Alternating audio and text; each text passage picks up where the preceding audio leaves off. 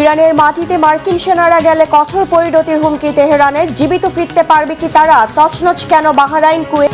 ব্রিটেনের ক্ষমতায় ফিলিস্তিনপন্থী নেতা অ্যান্ডি বার্নহাম। ইসরায়েল বিরোধী নয়া ব্রিটিশ প্রধানমন্ত্রী কি পারবেন ইরান ও গাজা যুদ্ধ থামাতে?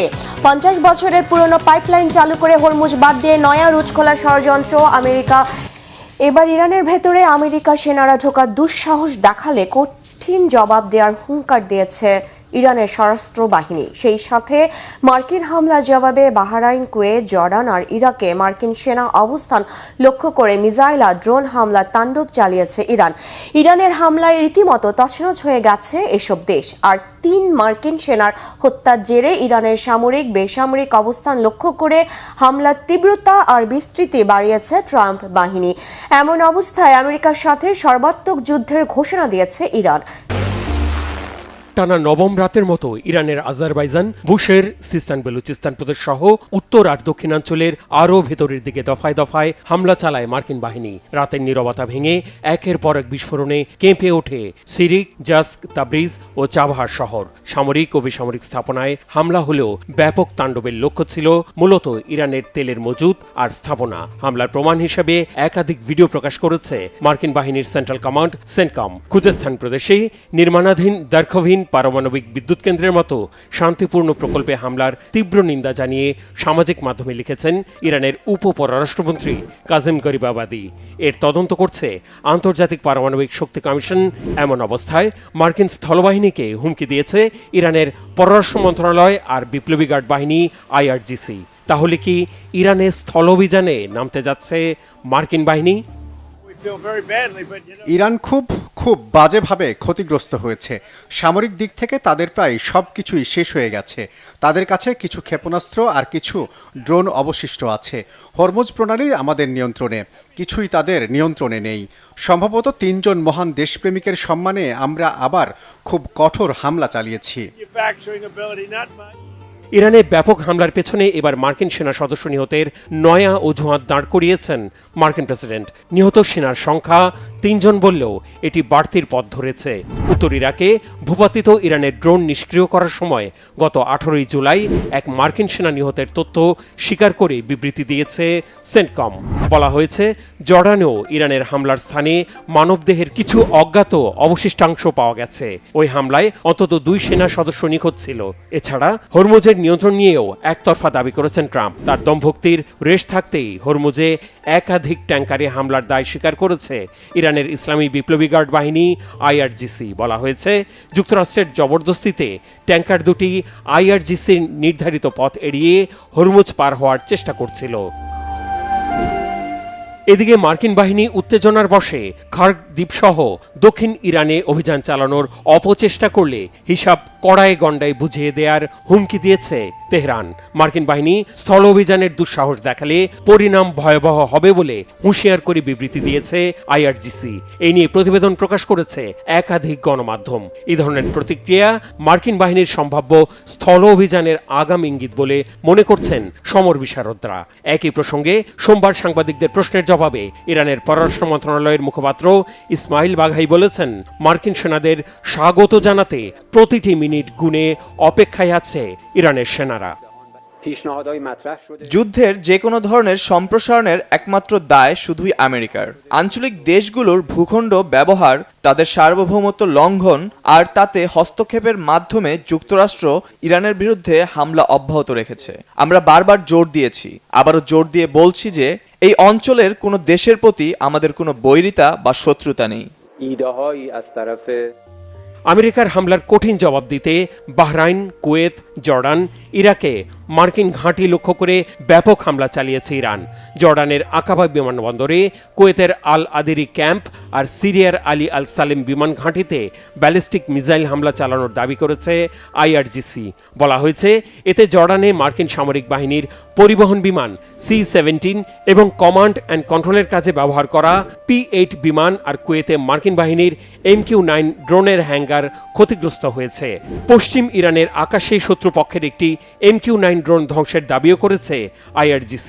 ইরানের হামলায় আকাশ পর্যবেক্ষণ ব্যবস্থা ক্ষতিগ্রস্ত হওয়ার তথ্য স্বীকার করেছে বাহরাইন।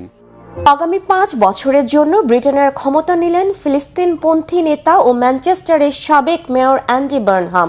সোমবার বাকিংহাম প্যালেসে রাজা চার্লসের কাছ থেকে দায়িত্ব বুঝে নিয়ে ডাউনিং স্ট্রিটে প্রথম ভাষণে দেশের অর্থনীতি, জীবনযাত্রার ব্যয় নিয়ন্ত্রণ ও জনস্বার্থে কাজ করার প্রতিশ্রুতি দেন নয়া ব্রিটিশ প্রধানমন্ত্রী। এমন এক সময় বার্নহাম যুক্তরাজ্যের প্রধানমন্ত্রীর দায়িত্ব নিলেন যখন বিশ্বে চলছে দুটি যুদ্ধ, ইরান ও আমেরিকা এবং রাশিয়া ইউক্রেন যুদ্ধ। তাই গোটা বিশ্বের নজর বার্নহামের পররাষ্ট্র নীতির দিকে। ইসরায়েলের প্রতি কঠোর মনোভাব পোষণ করা বার্নহাম কি ইরানের পক্ষে অবস্থান নেবেন? ব্রিটেনের নয়া প্রধানমন্ত্রী হিসেবে দায়িত্ব নিলেন ফিলিস্তিনপন্থী নেতা অ্যান্ডি বার্নহাম। আন্তর্জাতিক অঙ্গনে খুব পরিচিত রাজনৈতিক ব্যক্তিত্ব না হলেও বরাবরই ফিলিস্তিনিদের পক্ষে থেকে সোচ্চার থেকেছেন তিনি। এমনকি তার দল লেবার পার্টি ও বিদায়ী প্রধানমন্ত্রী কিয়ার স্টারমার যখন ফিলিস্তিনের গাজায় ইসরায়েলি বাহিনীর নির্বিচার গণহত্যার সময় নিশ্চুপ ছিল, তখন তিনি ছিলেন সরব। প্রতিশ্রুতি দিয়েছিলেন ক্ষমতায় গেলে ইসরায়েলের অবৈধ দখলদারিত্ব আর হত্যাযজ্ঞের বিরুদ্ধে সোচ্চার হবেন, নেবেন ব্যবস্থা, দেয়া হবে নিষেধাজ্ঞাও। এমনকি ইসরায়েল সরকারকে দেয়া সামরিক সহায়তা থেকেও সরে যাওয়ার প্রতিশ্রুতি দেন তিনি। বিদায়ী ব্রিটিশ প্রধানমন্ত্রী কিয়ার স্টারমারও ইরানে মার্কিন হামলার শুরু থেকেই সাফ জানিয়েছেন এই যুদ্ধে জড়াবে না তার দেশ। বলেছিলেন এই যুদ্ধ যুক্তরাজ্যের নয় এবং তাদের কোনো ঘাঁটি ব্যবহার করতে পারবে না আমেরিকা। এরপর থেকেই মার্কিন প্রেসিডেন্ট ডোনাল্ড ট্রাম্পের রোষানলে পড়েন স্টারমার, তবুও সরে যাননি নিজ অবস্থান থেকে। এখন প্রশ্ন উঠেছে, ফিলিস্তিনপন্থী নয়া ব্রিটিশ প্রধানমন্ত্রী অ্যান্ডি বার্নহামও পূর্বসূরির পথে হাঁটবেন নাকি হাত মেলাবেন আমেরিকানদের সাথে?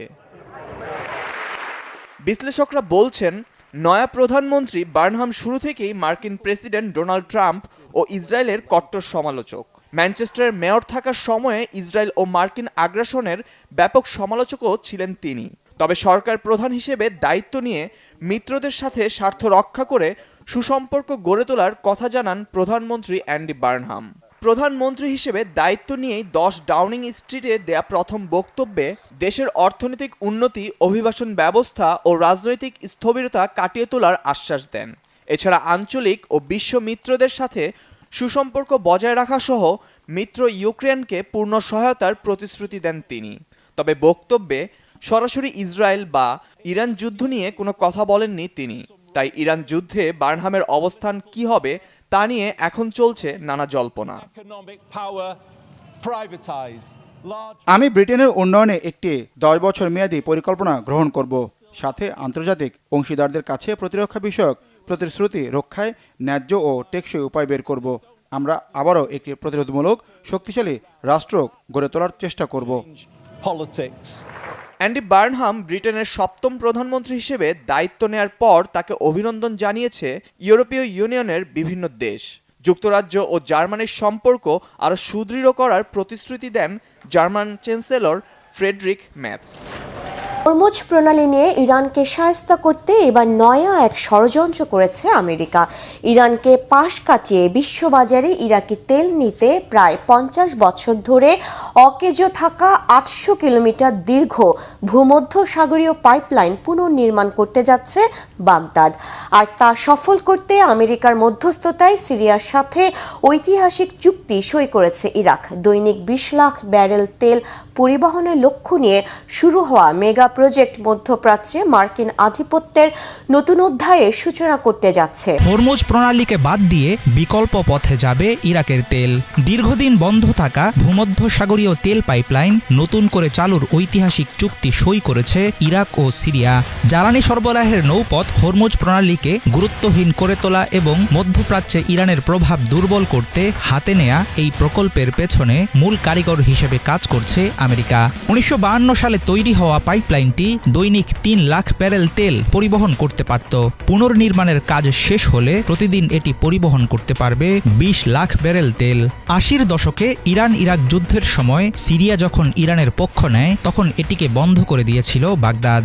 2003 সালে ইরাকে মার্কিন আগ্রাসনের সময় পাইপলাইনটি মারাত্মকভাবে ক্ষতিগ্রস্ত হলে পুরোপুরি অকেজো হয়ে পড়ে।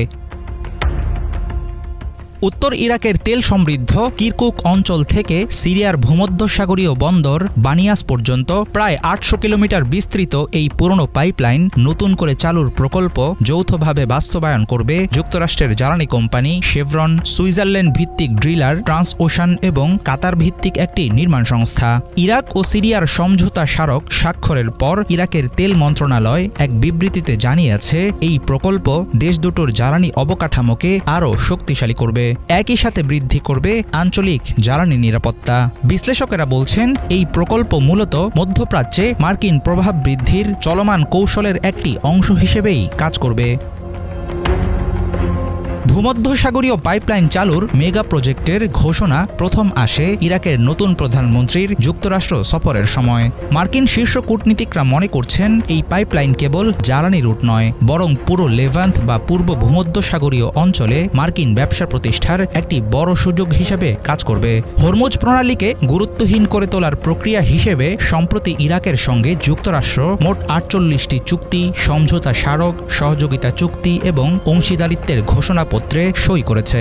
এসব চুক্তির মধ্যে রয়েছে জ্বালানি, বিদ্যুৎ, স্বাস্থ্যসেবা এবং পাইপলাইন পুনর্নির্মাণের মতো বড় বড় সব প্রকল্প। ইরাকের অর্থনীতি মূলত অপরিশোধিত তেল রপ্তানির উপর গভীরভাবে নির্ভরশীল। দেশটির জাতীয় রাজস্ব আয়ের প্রায় ৯০% যোগান আসে তেল বাণিজ্য থেকে। যুক্তরাষ্ট্র ও ইরানের মধ্যকার সংঘাতের জেরে হরমুজ প্রণালীর সংকট ইরাকের জ্বালানি তেল নির্ভর রাজস্বের উপর মারাত্মক নেতিবাচক প্রভাব ফেলেছে। ফলে সিরিয়ার সঙ্গে পাইপলাইন পুনর্নির্মাণের এই চুক্তি তাদের জন্য আশীর্বাদ হয়ে দাঁড়ালো। তবে ধারণা করা হচ্ছে প্রায় ৫ দশকের পুরনো পাইপলাইন নতুন করে চালু হতে আনুমানিক ২ থেকে ৩ বছরের বেশি সময় লাগতে পারে। ইরাক ও সিরিয়ার পাইপলাইন চালুর ব্যাপারে ইরানের কোনো আনুষ্ঠানিক প্রতিক্রিয়া এখনও জানা যায়নি।